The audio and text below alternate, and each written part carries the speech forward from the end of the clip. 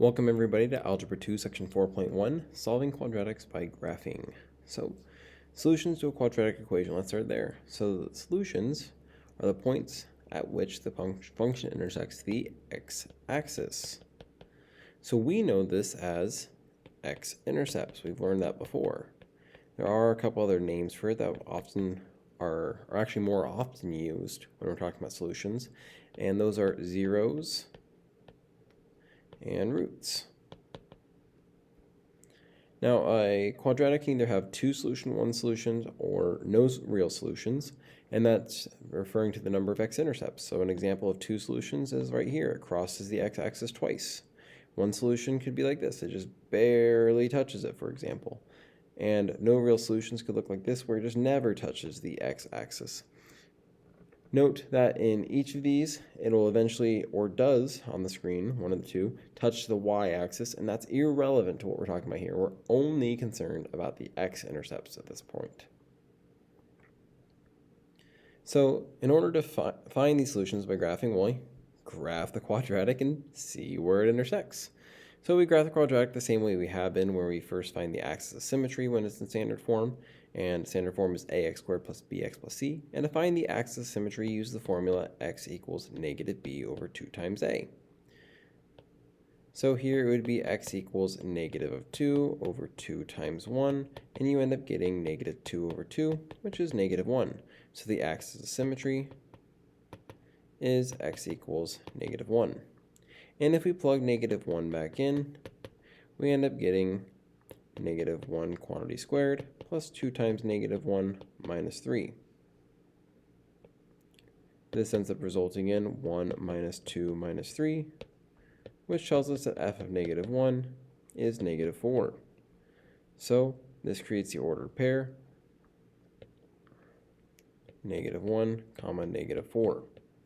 I then use this to make a table, with this ordered pair being in the middle. And I often do 3 numbers bigger and smaller than each. You could do less if you would like. And as we plug in these numbers, we end up getting the y values of 5, 0, negative 3, negative 4, which we already covered, negative 3, 0, and 5. And then we go ahead and plot these points. You find each of those just by plugging these x values into the function, by the way.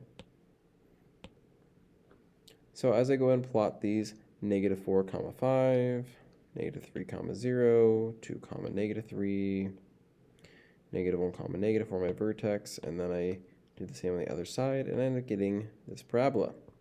And we can see that the two places it crosses the y-axis are right here and right here. Excuse me, the x-axis, I said y-axis. And so that means our two solutions are the ordered pairs, negative 3 comma 0, as well as 1 comma 0. You could write those answers just like that. More commonly, they're actually written like negative 3 comma 1 as a list of those two x values, because we know that the y values are 0, so we don't have to write it because it's then implied at this point. So I often write it that way. And so I'm going to write this on this line over here, that way of saying x equals negative 3 comma 1.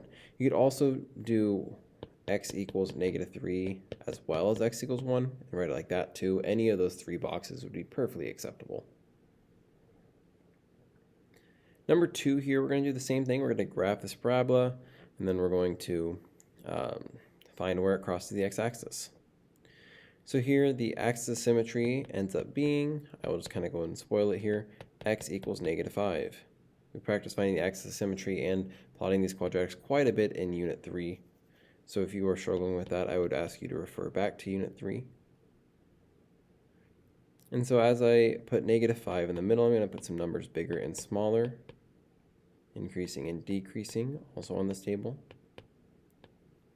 And then I plug each of these in and I get negative 9, negative 4, negative 1, 0, negative 1, negative 4, and negative 9. And the two y values of negative 9 are a little bit hard to graph, so that's okay. I will just not graph them. But I will graph the rest of them accordingly. We're going to get those points, and we see, okay, it crosses the axis exactly one time, just barely touches it there at negative 5 comma 0. So you could write it like this, or I personally prefer, as I mentioned earlier, x equals negative 5. So this was a case where there's only one solution, like we saw in the middle of the number of solutions chart up above. Moving on to number 3 here. Once again, spoiling the axis of symmetry, and the axis of symmetry here is x equals 3. Making my table accordingly.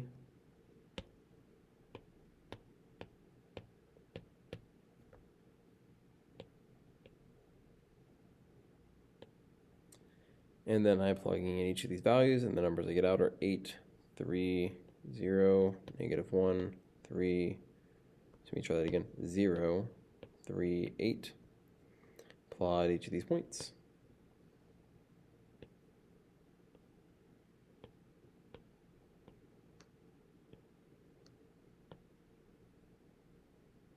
And we notice that it crosses the x-axis 2 different places when x equals -2, +2, as well as x equals 4, which you could once again could write as ordered pairs.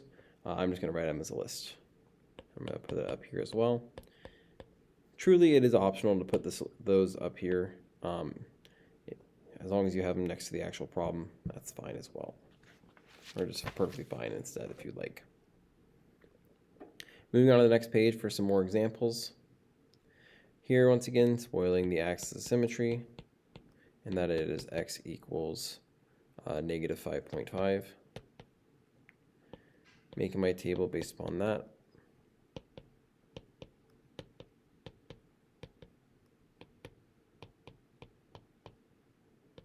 And then filling in the appropriate y values as we would plug each of these in.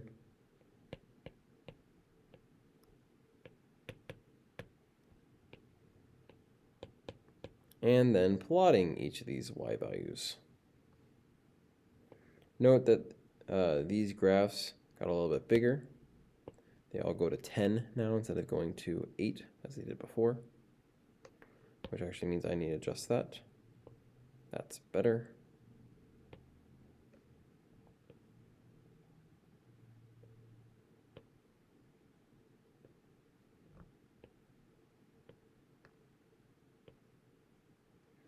And then we end up getting the two x's to equal -7 as well as -4. I can write my answer over here as well if I'd like.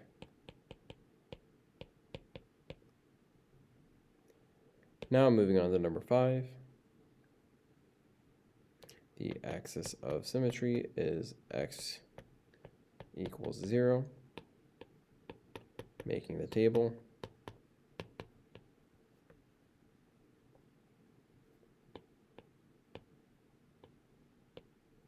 Plugging each of these in, getting the appropriate y values out.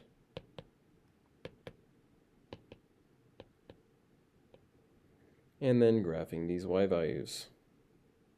Or graphing the x and y values to meet the ordered pairs.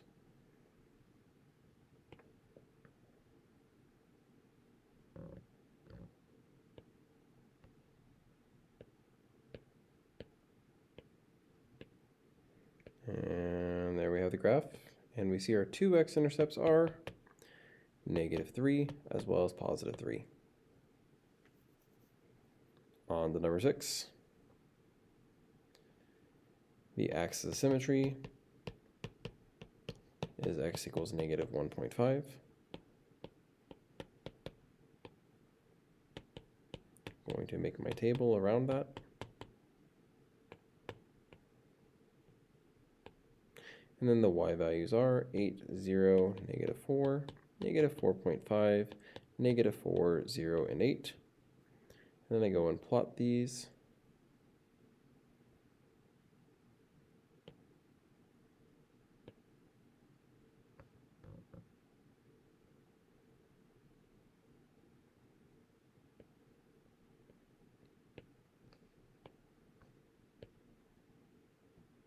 And we can see that our x-intercepts are -3, 0. Is it 2? I think I forgot to write it on this line up here for my previous one, so I'll write it for both here. -3, 3 for number 5, and not comma, but -3 and 3, I should say, and -3 and 0 When I say comma, it makes it sound like an ordered pair, and it's not an ordered pair. And then number 7, the axis of symmetry is x equals 4.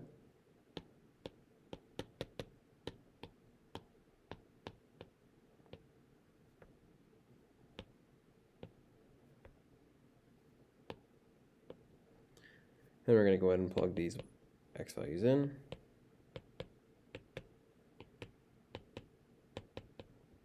And plot them in. This time, on this new graph, we can actually fit -10 on the graph. How exciting.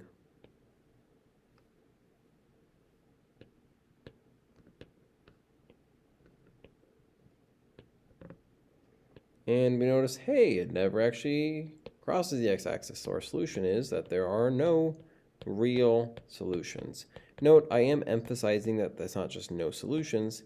It is instead no real solutions. There technically are solutions that we will learn about later in this unit, but for now, we cannot find them, and so we will state that there are no real solutions. The solutions are not real numbers. You can also abbreviate that, as I do typically, to NRS, which once again is different than no solution. Now we're going to do a factoring refresher. Whoop, whoop. So we can solve them by factoring, and we're going to refresh our skills in order to help us be able to solve them by factoring next section. So in set 1, we have the greatest common factor, where we factor out a common factor, and specifically the greatest such common factor that 2 or more terms have. So on number 1, 12k minus 18, 12 and 18 both have a factor of 6, and so we factor out a 6, and if we factor out a 6, we now have inside the parentheses 2k, because 6 times 2k is 12k. You can also think as 12k divided by your greatest common factor, or GCF of 6, is 2k.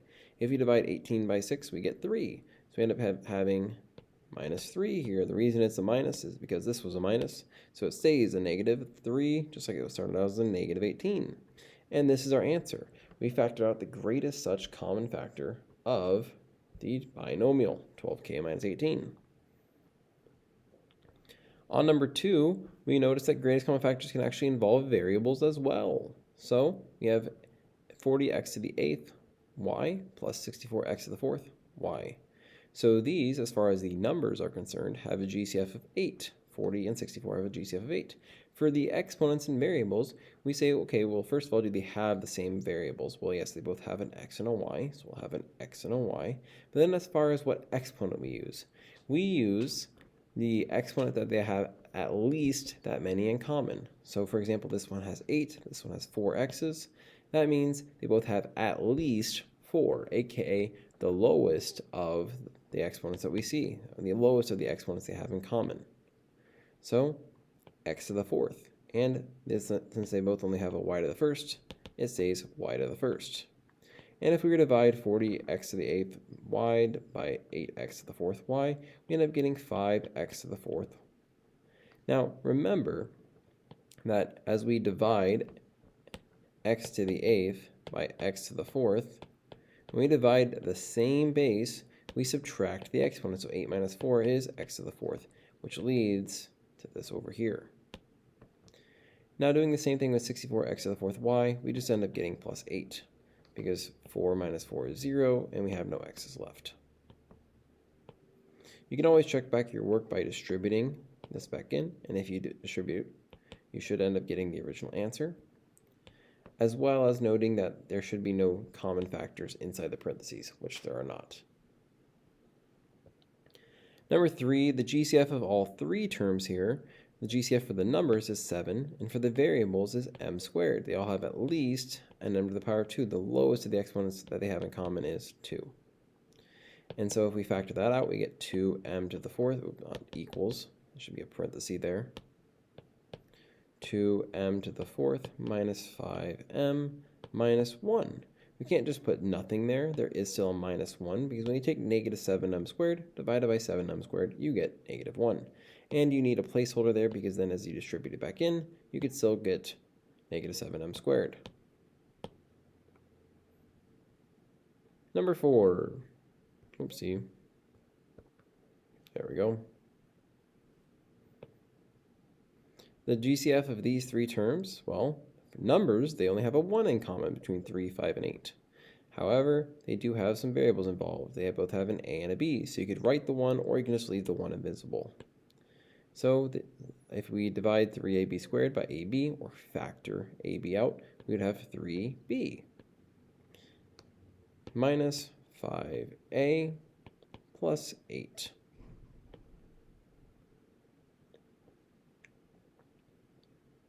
It is important to note that when you're factoring, you always want to look for a GCF first, remembering that GCF means there's a greatest common factor. So a lot of times you do what we did in set 1 and then do more. Now, a common thing where we do more is where there's trinomials, which we see in both set 2 and set 3. Now in set 2, it notes that the trinomial ax squared plus bx plus c is going to be when a equals 1. So these are all like a 1x squared, a 1c squared, a 1a squared, or down here there's a 2k squared, but we'll see what happens there, as well as number 12. But I actually want to start us with set 3 before we go then, where a is greater than 1. So here we see 2 and 5, and that would continue on to the next page as the same thing. And what we do in this scenario is we first want to make sure it's in the right order. That it's an ax squared plus bx plus c order, aka like x squared, x to the first, and no x.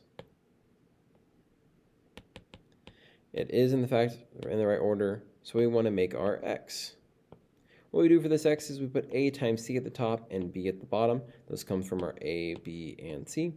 So some of us might find it beneficial to write off the side what a equals, what b equals, and what c equals. So here a equals 2, b equals negative 15, and c equals 18. Writing those down is completely optional. So a times c is 2 times 18, that's 36, a positive 36 specifically.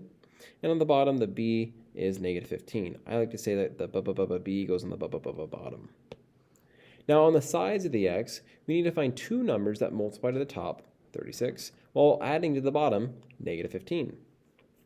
Now we know that if they're going to multiply to a positive 36, that either both numbers have to be positive or both numbers have to be negative. And if we had two positives here, could they add to a negative 15?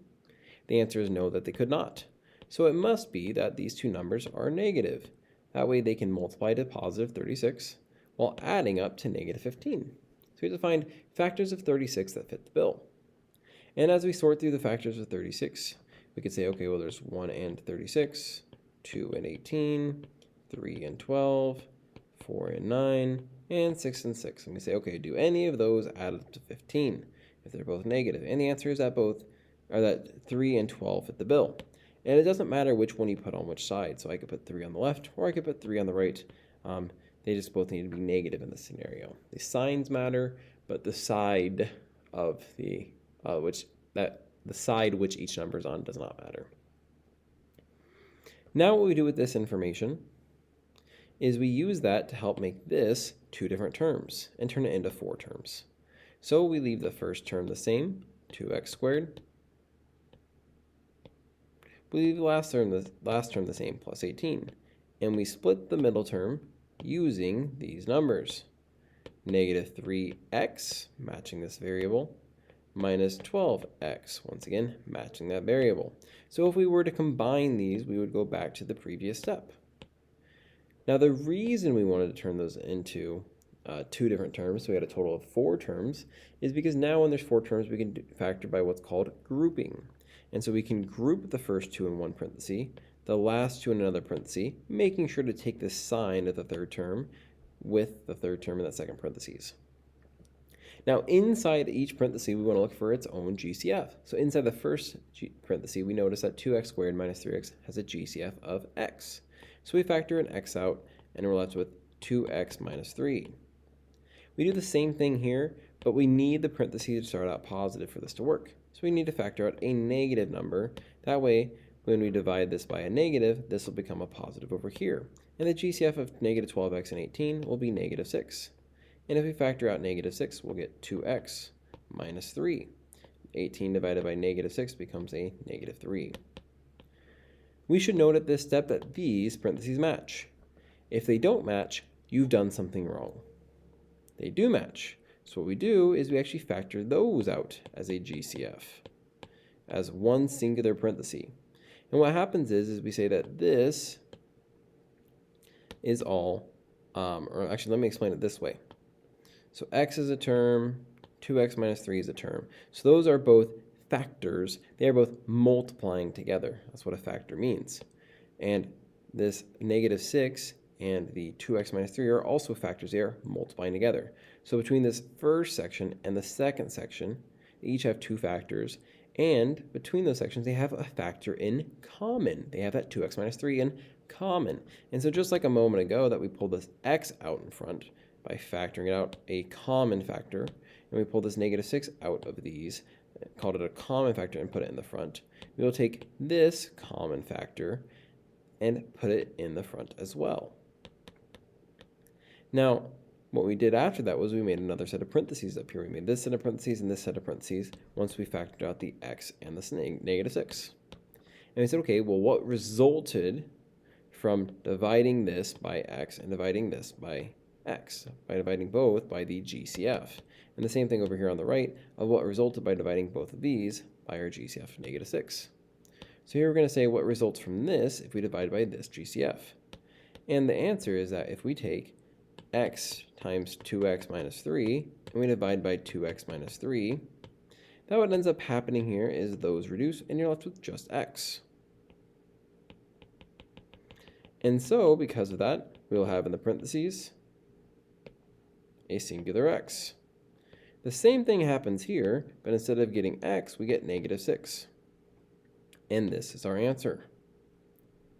Another way you can think about that last step is that we put the same parenthesis in one parenthesis, we put the same stuff in one parenthesis, and we put what I consider to be the leftovers, which would be a bit of slang, in our other parenthesis. And realistically, the order of these two parentheses, which one's first and which one's second, doesn't matter, but the contents of them does. It's what's on the inside that counts, you could say. Wise men could say that. Now, if you wanted to, you could always go back and check your work. And how you would do that is we would take this and we would FOIL it, where you would take 2x times x and get 2x squared, 2x times negative 6 and get negative 12x, negative 3 times x and get negative 3x, and negative 3 times negative 6 and get positive 18. And we notice this gets us the exact same thing as we had up here. Not coincidental. Which means that if we combined it and combined like terms, we'd get the exact same thing we started with, which is exactly what should happen. Moving on to number 14 here. Same thing as we look at 5p squared plus 22p minus 48. We have them in the correct order of ax squared plus bx plus c, or in this case ap squared plus bp plus c. And as we do a times c at the top, we have 5 times negative 48, which is the number negative 240. Our b at the bottom is positive 22. So the numbers on the side that would do the trick of multiplying the top, adding the bottom, noting that this is a negative, so we're going to have opposite signs. We're going to have one positive and one negative. Now, when we have two different signs, I personally like to put the negative on the front. And that's because then in this step, right here, where we turn it into groups, we don't have to factor out a negative here, and it saves us some hassle. However, if you put your negative on the right-hand side, that's not wrong. It's a matter of preference that I've developed. Now, the numbers that would fit the bill here would be negative 8 and positive 30. Negative 8 times positive 30 is negative 240, and negative 8 plus 30 is positive 22. If your 8 was positive and your 30 was negative, you'd get a negative 22, which is not what we want here, because we specifically have our b as a positive 22. So remember now at this point, just like we did on number 13, we leave the first one the same, we leave the last one the same, and we split the middle, and we get negative 8p, matching that variable, plus 30p, once again, matching the same variable. Then we group the first two and the last two in parentheses, and we look for GCFs of each. The first parenthesis has a GCF of p, and we get 5p minus 8. The second has a GCF of 6, and we end up getting 5p minus 8. My brain was buffering there as I was making sure I had the right GCF. And once again, these match. If they don't, we've done something wrong. So we put the matching parenthesis as one of our parentheses, and the other parentheses is what was left over here, the p plus 6. Once again, whether p plus 6 is in the first parenthesis or the second parenthesis doesn't matter, but what's inside the parentheses does matter. Let's move on to numbers 15 through 20, and when we're done with 15 through 20, we'll come back for set 2. So on number 15, we'll again make the x. We'll again fill in the x, and 3 times negative 40, or a times c, is negative 120, and the b at the bottom is negative 19. The two numbers that fit the bill are negative 24 and positive 5, and we end up getting 3h squared minus 24h plus 5h minus 40. If it would like to actually write what I'm doing here. Now we're going to go ahead and group the first two and the last two terms, making sure to take the sign with the third term of 5h. And the first parenthesis has 3h in common, and we have h minus 8. And the second parenthesis has a positive 5 in common, making sure to take that positive as part of it and note that it's positive. If we divide positive 5h by 5, we end up getting h. If we divide negative 40 by 5, we end up getting negative 8. These, once again, match, as they should every time, unless we're making mistakes. So we have h plus 8 as one parenthesis, and our others was the leftovers of 3h plus 5. And that's our answer. Now, I want to note that had you switched around negative 24h and 5h, that this step would look different. And all that ends up happening is inside parentheses, you have 3h plus 5 instead of h minus 8. And outside parentheses, you have h and negative 8 as opposed to 3h and 5. And so what ends up happening a lot of times is you get the reverse order that I have here, which, as I mentioned, is perfectly fine. Number 16. So as we look to make the x, once this loads, we end up having negative 24 on top, positive 5 at the bottom, and we have negative 3 and a positive 8 do the trick. So we have 12x squared minus 3x plus 8x minus 2. And then we group the first and the last. Sorry, first two and the last two, my apologies. And we have GCF of 3x in the first parenthesis, and we get 4x minus 1. A GCF of 2 in the last parenthesis, and we get 4x minus 1. Those again match, thankfully, so we have 4x minus 1 as one of our factors, and 3x plus 2 is our other factor.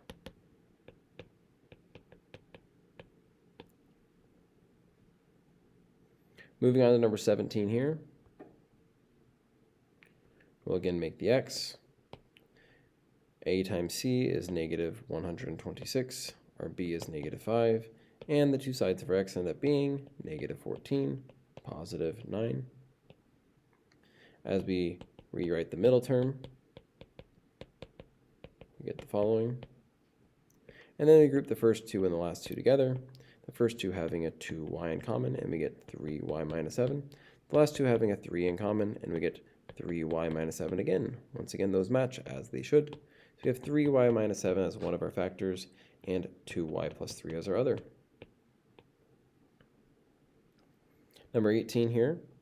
Before we start making the x, which you could do right away, we notice that there's a GCF between these three. The GCF is 2.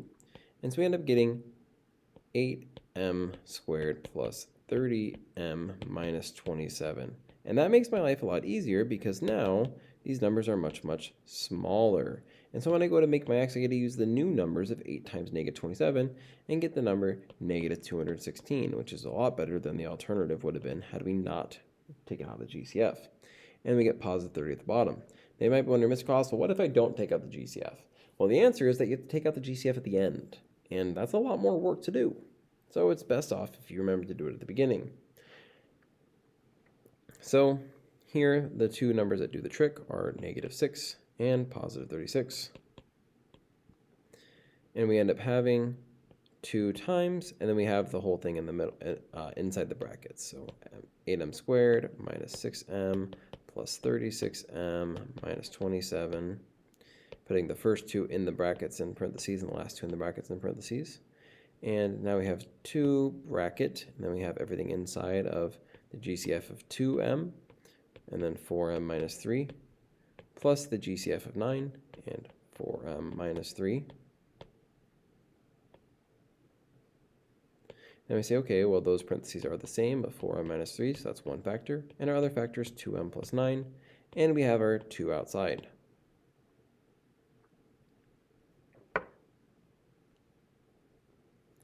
At this step, if you hadn't factored out the 2, it might look something like this, where you have 8m minus 6, and with no 2. And so we say, oh, these actually still have more in common. And so then you would factor out the 2 and get 4m minus 3 in that first parenthesis instead.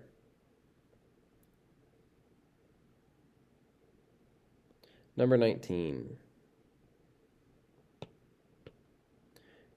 We do not have a GCF between 9, 12, and 4. And so we have 36 on the top as we do a times b, negative 12 on the bottom. And we're going to have two negatives that do the trick, and it's negative 6 and negative 6. We end up getting 9x squared minus 6x minus 6x plus 4. Group the first two and the last two. I'll use a different color here to change that up. There we go. The first two have a 3x in common, and we're left with 3x minus 2. The last two have a negative 2 in common, and we're left with 3x minus 2 again. Since these are the same, they go in one of our parentheses, and the leftovers go in the other. We note here, though, that both parentheses are exactly identical. So we could write our answer this way, or we could choose to write it as 3x minus 2 quantity squared, which just means there's two of them multiplying together. Either way is perfectly correct. Number 20, there is a GCF between these three terms of 8. So we factor out an 8 here, and we end up getting y squared plus 7y plus 12.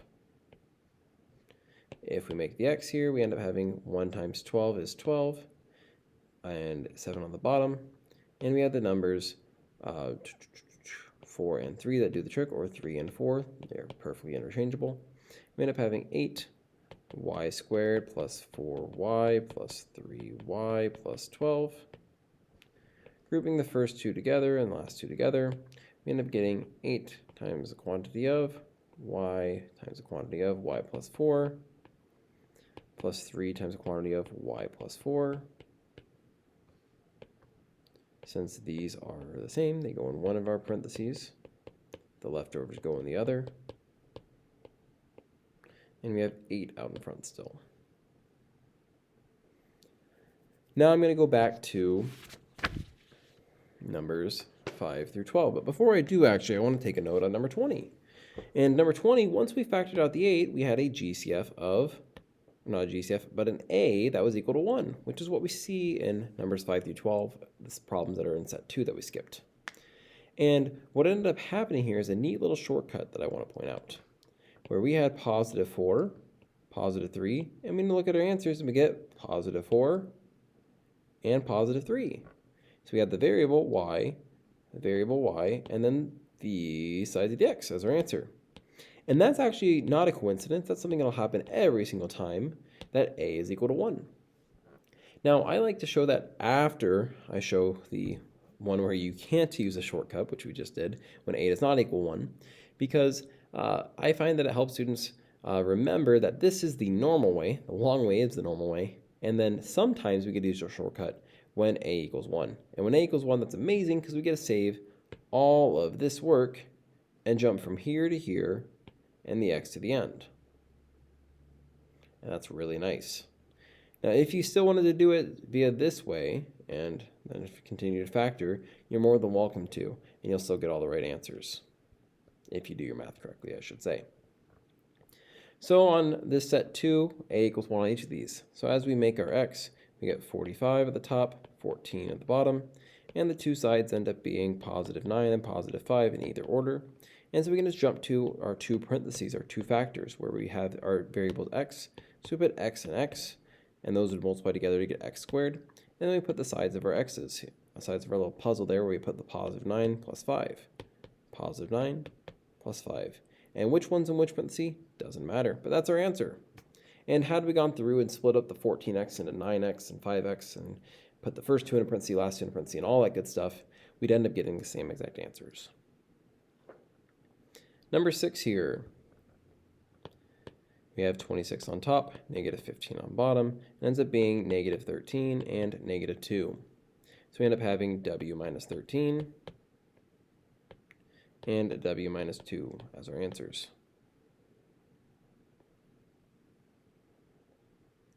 Number 7, we have negative 48 at the top, positive 2 at the bottom, which gives us negative 6, positive 8. So c minus 6 and c plus 8. Number 8, negative 72 at the top, negative 1 at the bottom, negative 9, positive 8 do the trick. So we get n minus 9 and n plus 8. And those are the answers. Number 9 here, we have 36 at the top, 12 at the bottom, and what does the trick is positive 6, which we learned we can write, that's not x, it's a plus 6 twice, which is perfectly fine. Or you can write a plus 6 quantity squared, either being perfectly acceptable. We'll notice the same thing happening on number 10 here, where you get the same parenthesis twice, with 1 being on top. Sorry, 1 being on top, negative 2 being on the bottom, and negative 1 times negative 1 doing the trick. So we end up getting n minus 1 and n minus 1, which could also be written as n minus 1 quantity squared. Number 11. Here we look, oh shoot, the a is not 1, we have to go the long way. But psych, there's a GCF of 2, and we get k squared minus 8k minus 20, and now inside the parentheses our GCF is 1. So we're able to say, okay, negative 20 at the top, negative 8 at the bottom, and we end up having negative 10, positive 2 do the trick. End up getting k minus 10 and k plus 2, but we can't forget about the GCF we had out in front of 2. Number 12 is the same idea with the GCF. This time it's 5 though. We have 5 times the quantity of 7z squared minus 5z plus 6.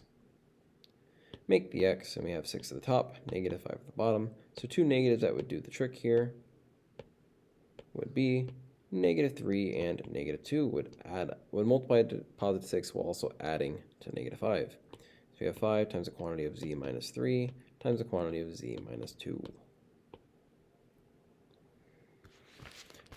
Moving on to our last section of notes for the day, which would be set 4. So this is doing a difference of two squares, and difference of two squares have another unique shortcut, one that I quite in particular enjoy. And it involves knowing your square roots and perfect squares. If you don't know your square roots and perfect squares, you can't really do the shortcut very well. How the shortcut works is you make your two parentheses when there's a difference of two squares, and by a difference of two squares we mean difference is subtraction. 2, as in there's two different things there, and squares that they're both perfect squares. X squared is a perfect square, and 4 is a perfect square, because x times x is x squared, and 2 times 2 is 4. Something times itself is that term. And what you do is you put the what times itself is x squared at the beginning, so x times x is x squared, or the square root of x squared. And then you put the square root of 4, aka what times itself is 4, at the end, 2 times 2. And you put this one, the x is first because the x came first, and you put the 4 second because the 2 second because the 4 came second. And then in one parenthesis you put a minus sign, and the other you put a plus sign, and it doesn't matter which. And this would be your answer, x minus 2 times x plus 2. Sorry, yep, I said that right actually. And if you were to multiply this through and distribute and all this good stuff to try and check your work, you'd get the correct answer. Now under Ms. Castle, what if I don't know my perfect squares? What should I do here? Okay, well, then I'll direct you to this. What you do is you say there's still technically a b term, and it's 0. So you make the b term 0, and then with that,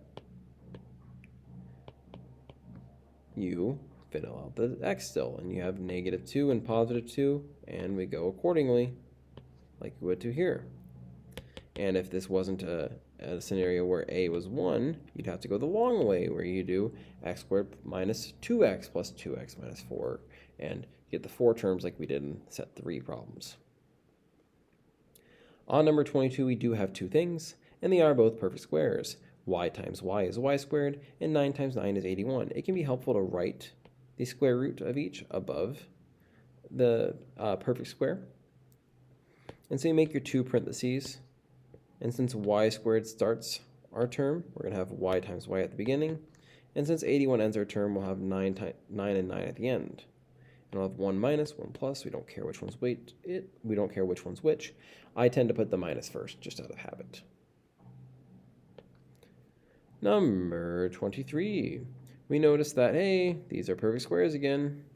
And so we say, okay, 3x times 3x is 9x squared, because 9 is a perfect square and x squared is a perfect square. And 5y squared times 5y squared is 25y to the fourth. Remember that when you multiply variables with the same bases, so same base, you add the exponents. So 5y squared times 5y squared, you do 5 times 5 is 25, and y squared times y squared, you add the 2's and get an exponent of 4. And so we end up saying here, okay, this is the difference of two squares, where you do 3x minus 5y squared and 3x plus 5y squared. Number 24. This is also a difference of two squares. M times n times m times n would get us m squared n squared. And 7 times 7 is 49. So mn minus 7 and mn plus 7.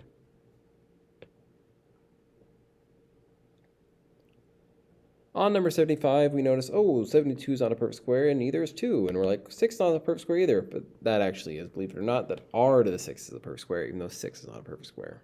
We'll get to that in just a moment. However, there is a GCF that we can take out to make the coefficients perfect squares. And the GCF is 2. And so we take out a 2, and we're left with 36 r to the 6th minus s to the 2nd. And we say, oh, okay, well, now 36 and 1s squared are perfect squares. And what about this r to the 6th, though? Well, recall what I just mentioned a moment ago as far as the exponents adding together when you multiply. And so what the square root of 36 r to the 6th would be is 6r to the 3rd, because 3 plus 3 is 6. And s would be the square root of s squared, because s times s is 1 plus 1 for the exponents, which creates s squared. So we have one parenthesis is 6r to the 3rd minus s, and the other is 6r to the 3rd plus s. And you have a 2 out in front.